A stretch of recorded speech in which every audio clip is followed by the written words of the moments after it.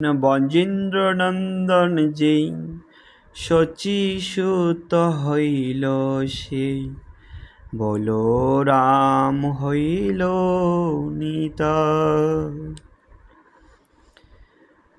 দীনহীন যত ছিল হরি নামে উদ্ধারিল, দীনহীন যত ছিল হরি নামে উদ্ধারিল, তার সাক্ষী জগাই মাদাই। শ্রী নরোত্তম ঠাকুর তার ইষ্টদেবের বিজ্ঞপ্তি 3 প্রার্থনা থেকে বলেছেন।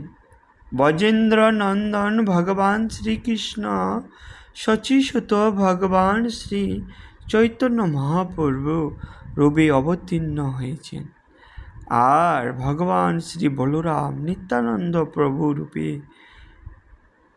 অবতীর্ণ হয়েছেন।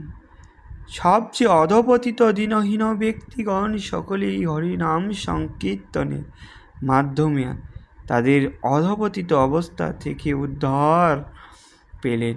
জগাই ও মাদাই এর কাহিনী এই সত্যের সাক্ষাৎ স্বরূপ। হরে কৃষ্ণ।